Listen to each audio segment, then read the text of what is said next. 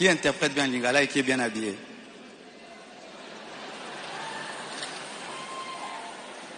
Ok, on va traduire pour ceux qui parlent en lingala un jour. Chers frères et sœurs, après le décès brusque de Maman Blanche, j'ai traversé l'une des saisons les plus sombres de ma vie.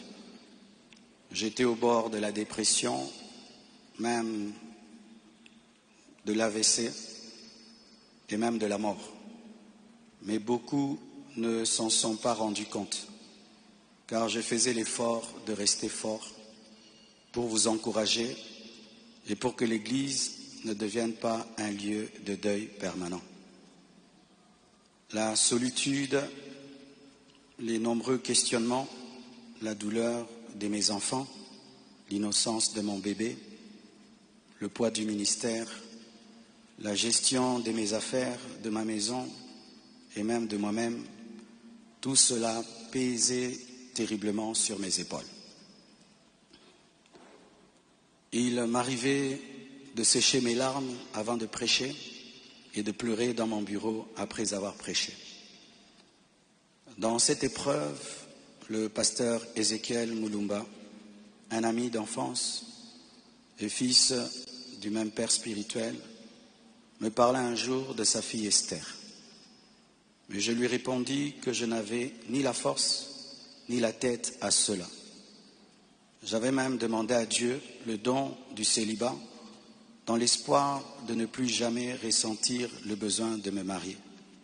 Mais Dieu ne répondit pas à cette prière. À plusieurs reprises, par l'intermédiaire des prophètes, des songes et des convictions personnelles, le Seigneur me fit comprendre qu'il voulait que je continue ma route et que je refasse ma vie avec quelqu'un d'autre et qu'il était dangereux pour moi de rester longtemps dans le veuvage car un plan maléfique se tramait contre ma vie, mon ministère, ma famille et l'Église. Je me souviens d'une vision particulièrement marquante.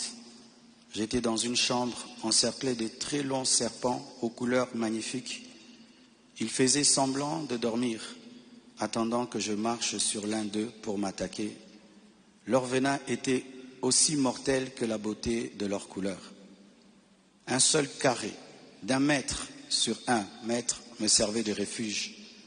La pièce avait une unique fenêtre qui ne pouvait s'ouvrir que de l'extérieur. Et je voyais une servante de Dieu venir ouvrir la fenêtre afin que je puisse m'échapper. Dans cette agonie intérieure, le Seigneur me poussa à recontacter le prophète Ézéchiel qui me donna le numéro d'Esther.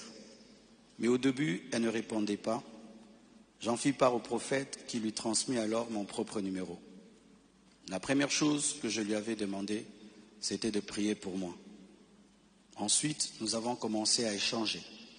Je lui ouvrais mon cœur, elle m'écoutait, me soutenait, priait avec moi, tout en continuant à remplir fidèlement ses responsabilités au travail parce qu'elle était une responsable là où elle travaillait. Et à l'église, elle était plutôt photographe, caméraman, modératrice, prédicatrice. Elle était diaconesse et elle était consacrée pasteur. Et elle continue à remplir fidèlement ses responsabilités au travail à l'église, même très tard la nuit quand j'avais des insomnies et malgré le décalage horaire de 5 et 6 heures. Au fil du temps, une relation sincère est née. Une flamme s'est allumée et dans mon cœur, j'ai eu l'assurance que c'était elle. J'en ai parlé à son pasteur, à mes parents, à mes pères spirituels et à mes amis, afin de ne rien faire sans rédévabilité, conseil et prière des autres. Même mes enfants ont été associés. Ils ont souhaité la rencontrer, ce qui s'est fait selon le timing de Dieu à Bruxelles. Le Seigneur m'avait parlé d'une période d'1 an. Il ne l'a pas dit qu'à moi, mais à d'autres, y compris certains d'entre vous. Plusieurs ont même reçu des détails précis la concernant, ce qui confirmait ma direction. C'est pourquoi le mariage a été célébré le mercredi 23 juillet en Belgique. J'aurais aimé qu'il ait lieu à Kinshasa, mais cela aurait été trop coûteux et compliqué à organiser. Je comprends que certains aient été surpris ou même blessés par cette démarche qu'ils trouvent très rapide, mais sachez que pour vous, c'est une année. Mais moi, j'ai senti que j'ai fait 3 ans, tellement que c'était terrible, mais je ne pouvais pas, sur cette chair, vous relater ma vie.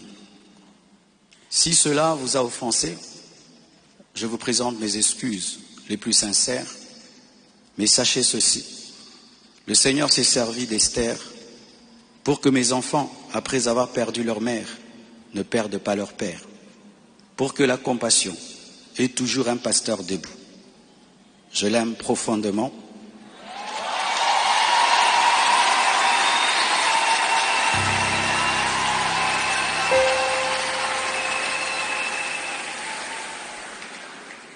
Je l'aime profondément. Elle n'est pas venue pour effacer la mémoire de Maman Blanche, mais pour continuer l'œuvre, comme Élisée après Élie, avec humilité et soumission à Dieu.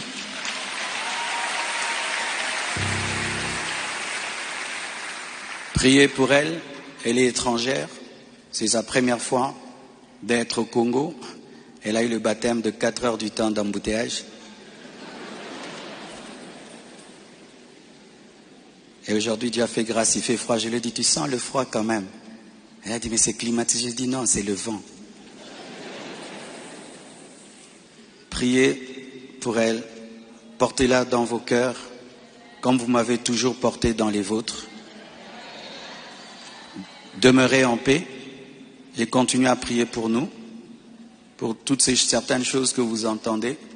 Je vais clarifier ça progressivement, avec le temps de Dieu, dans l'amour, dans le pardon et dans la sagesse, sans rancune.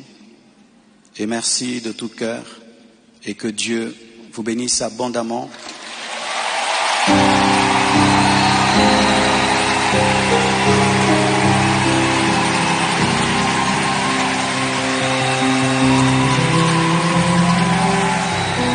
Pour votre soutien, vous avez prouvé au monde que vous êtes une église mature.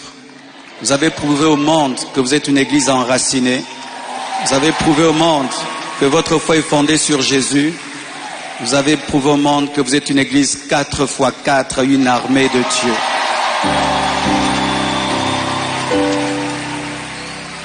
Des fois, j'ai dit à Dieu, tu as beaucoup de serviteurs, pourquoi tout ça c'est moi? Il y a beaucoup d'églises au Congo, pourquoi la compassion, la pluie, les écrans qui tombent sur les gens,